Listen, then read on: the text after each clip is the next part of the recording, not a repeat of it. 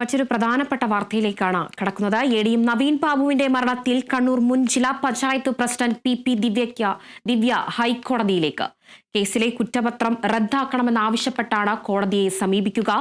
നവീൻ ബാബു കൈക്കൂലി വാങ്ങിയതിന് തെളിവുണ്ടെന്ന് ദിവ്യയുടെ അഭിഭാഷകൻ കെ വിശ്വൻ പറഞ്ഞു. അഴിമതിക്കെതിരെ പോരാട്ടം നടത്തിയ പി ദിവ്യ വേട്ടയാടുകയാണെന്നും വ്യക്തി താൽപര്യം രാഷ്ട്രീയ താൽപര്യവുമാണ് മറ്റ് ആരോപണങ്ങൾക്ക് പിന്നിലെന്നും അദ്ദേഹം പറഞ്ഞു. എ.ഡി.എം കുറ്റസമ്മതം നടത്തിയതായി കളക്ടറുടെ മൊഴിയുണ്ട്. കുറ്റപത്രം ഹൈക്കോടതിയിൽ അടക്കം പരിശോധിച്ചതാണ്.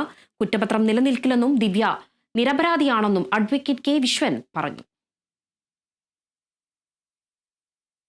ഈ കുറ്റപത്രം വായിച്ചു കഴിയുമ്പോൾ ഇരയാരാണ് വേട്ടക്കാരാരാണ് എന്ന് വ്യക്തമാകുന്ന ഒരു നില ഉണ്ട്.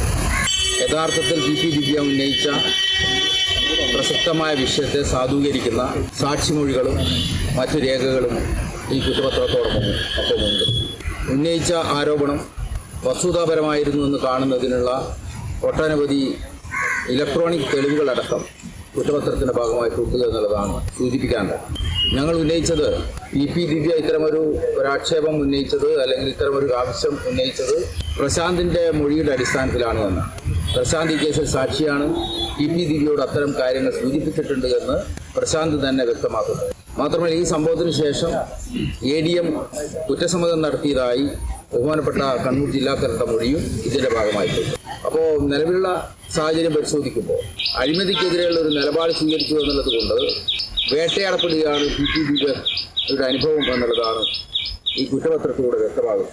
ഇത് പൊതുസമൂഹം ആലോചിക്കേണ്ട ഒരു വിഷയമാണ്.